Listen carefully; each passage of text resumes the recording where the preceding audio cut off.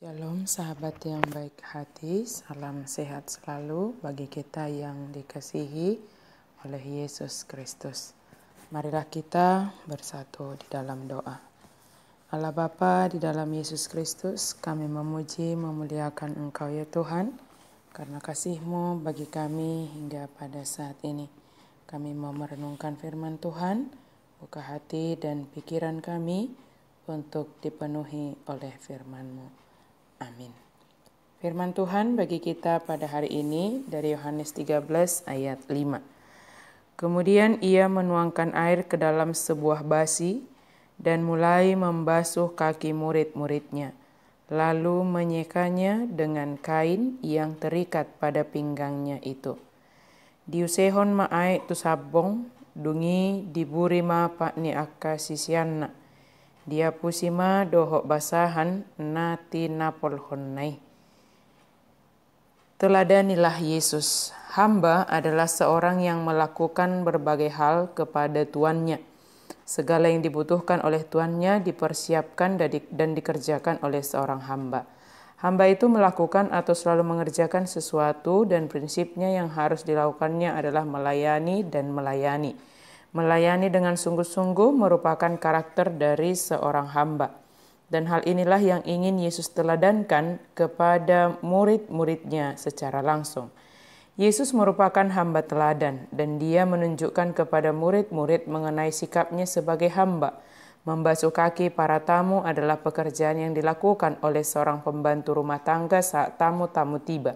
Tetapi Yesus mengikatkan sehelai kain di pinggangnya seperti yang dilakukan oleh hamba yang paling hina, lalu membasuh serta mengeringkan kaki murid-muridnya. Yesus sendiri yang menuangkan airnya. Yesus tidak menyuruh salah satu dari muridnya. Dan kain yang terikat pada pinggangnya menunjukkan kesiapan dan kesigapan dalam melayani. Melakukan dengan sungguh-sungguh dan tidak asal melakukan apa yang sedang dilakukan. Yesus membasuh kaki murid-muridnya dan dia yang menyediakan serta yang dibutuhkannya untuk mereka. Tentunya Yesus melakukan ini dengan hati yang ikhlas dan tidak menyimpan sesuatu yang tidak baik di dalam hatinya. Ketika Yesus melakukan ini kepada Petrus, dikala pertama dia menolak dan kemudian setelah Yesus menjawabnya, yang dilanjutkan dengan permintaan supaya Yesus membasuh seluruh badannya, bukan hanya kakinya. Maka Yesus menjawab bahwa barang siapa telah mandi, ia tidak usah membasuh diri lagi selain membasuh kakinya, karena ia sudah bersih seluruhnya. Juga kamu sudah bersih, hanya tidak semua. Jawaban Yesus ini menunjukkan, tindakan Yesus ini juga adalah menunjukkan Dia yang membasuh kita, yang walaupun kita telah dikuduskan, dibersihkan, namun kita tetap memerlukan Yesus yang menyempurnakan dan menolong kita hidup di dalam kekudusan tersebut. Seperti halnya dari antara ke-12 murid yang telah diajar oleh Yesus dan diperingatkan oleh Yesus, namun tetap hatinya tergoda untuk melakukan apa yang dikehendaki oleh kegelapan yang menguasai hatinya.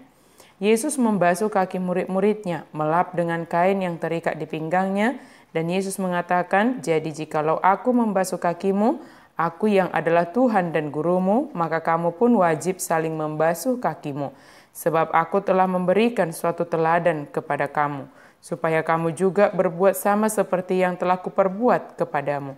Bagaimana kita dapat melakukannya dalam kehidupan kita pada masa sekarang ini? Mungkin bukan dengan membasuh kaki secara fisik. Namun makna yang Yesus ingin katakan adalah yang pertama, mari teladani Yesus yang melakukan tindakan melayani murid-muridnya. Dia tidak menganggap dirinya untuk dilayani oleh murid-muridnya. Namun sebagai yang diikuti, sebagai pemimpin bagi para muridnya, Yesus menunjukkan teladan, bukan hanya memerintah dan bukan hanya mengajar secara teori, namun melakukan secara langsung apa yang diajarkan oleh Yesus. Mari kita teladani Yesus. Yang kedua, memiliki kerendahan hati, bukan keegoisan. Jika mengingat salah satu murid yang akan melakukan tindakan yang terlebih dahulu sudah diperingatkan, namun Yesus tetap dengan kerendahan hati melakukan tindakan membasuh kaki tersebut tanpa menyimpan kemarahan, kebencian, dan dendam.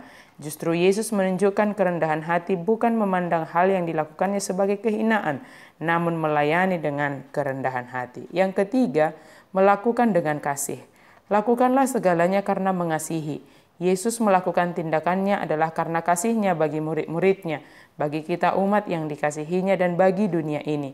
Yesus melakukan apa yang harus dilakukannya bukan karena memandang kesalahan, namun karena kasih yang ada dalam dirinya.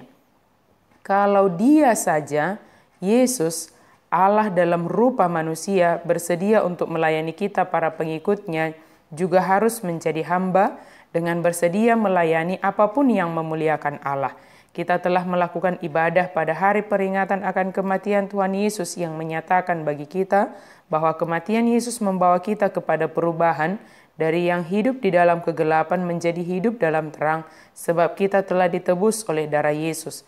Sebagai orang yang telah ditebus, marilah kita mengikuti teladan yang dinyatakan Yesus bagi kita. Hidup untuk melayani sebagai hamba yang mau melakukan segala sesuatu untuk memuliakan Allah. Tuhan Yesus yang mengasihi kita, memenuhi hidup kita dengan kasih-Nya, sehingga setiap pelayanan, setiap hal yang kita lakukan adalah wujud dari teladan yang telah Yesus nyatakan bagi kita. Amin, mari kita berdoa. Terima kasih Tuhan untuk firman-Mu bagi kami pada hari ini.